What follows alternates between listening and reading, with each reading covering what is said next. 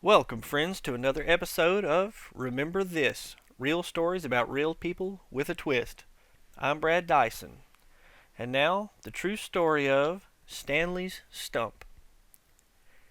Stanley Burt Ison was born on January the 20th, 1952, in New York City. On that day, doctors and nurses immediately realized Stanley had been born with a congenital deformity known as microtia. The deformity prevented his ear from forming properly and left him deaf in his right ear. Rather than being deaf in his right ear, it would be better stated that he was deaf on his right side because there was no right ear. Stanley was born with a stump where his right ear should have been. Stanley recalled that he had a less than optimal childhood.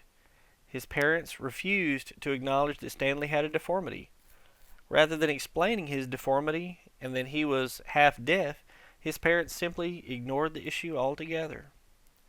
Stanley recognized his deformity at an early age when people would stare at the right side of his face. Stanley looked into mirrors and compared his left ear and the stump on the opposite side. He knew he was different. Stanley had trouble hearing on his right side, but his family never spoke of his half-deafness. Stanley recalled, "I was an angry, dysfunctional kid with a real image problem and a hearing problem that put me under constant scrutiny. My family's way was, everything's okay. Forward march. But the idea that you make someone stronger by ignoring their pain shouldn't be called tough love. It should just be called no love." Stanley also struggled to fit in school. Being deaf on his right side, Stanley found it hard to tell from which direction sounds originated. When everyone else responded to a sound by looking in a certain direction, Stanley usually looked the other way. In a crowded room, he had a hard time differentiating people's voices. All of the voices sound like jumbled up gibberish. Because of his deformity, the other students at his school treated him cruelly. They teased and bullied him endlessly. Stanley struggled with depression and social isolation. He became a loner as his distrust of people grew. Stanley found comfort in music. His parents listened to classical music, which Stanley loved. Stanley aimed his good ear toward the speakers and eagerly absorbed everything from Mozart, Beethoven, and Bach to Rodgers and Hammerstein, Lerner and Loewe, and Stephen Sondheim. On February 9, 1964, the Beatles played The Ed Sullivan Show in what were the early years of the British invasion. 12-year-old Stanley watched in awe. The Beatles wore their hair long, which quickly became fashionable.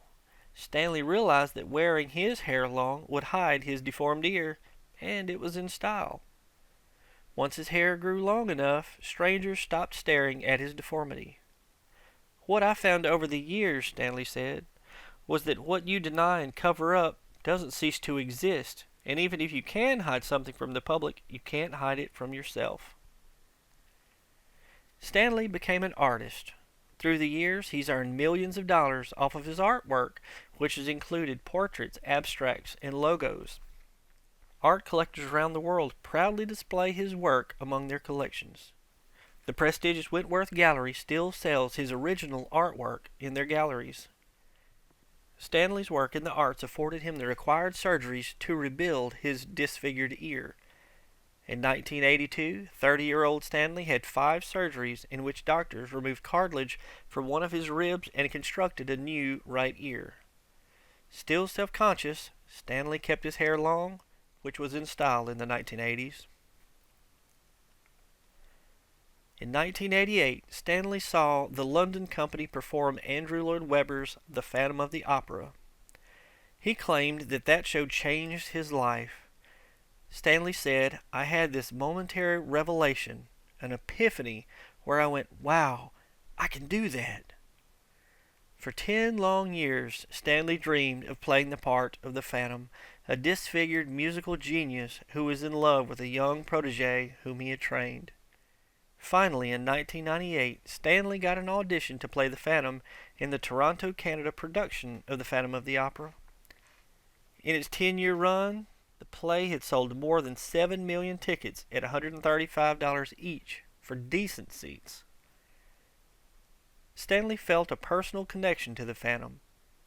He explained, here's somebody who has a disfigurement that they're covering, and they're trying to reach out to a woman, and as much as they want to do it, they don't know how.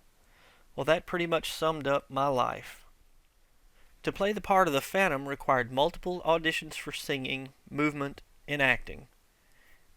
Stanley realized that this audition process was probably his only shot to play the Phantom. Stanley prepared as best he could. He had seen the play numerous times and knew the songs by heart. There was no need for Stanley to worry. Stanley passed the audition and got his coveted role. For the first time since the 1960s, Stanley cut his long hair. He had a month of rehearsals and voice lessons 6 days a week to prepare for the production. Stanley told a reporter that playing the part was the hardest work he had ever done.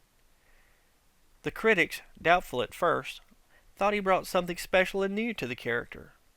Once his stint with the Toronto company ended, Stanley returned to his artwork. His most recognizable piece of art is well known around the world. He was the artist who created the logo for the band Kiss with its lightning bolt S's. He created the artwork for several of their album covers as well.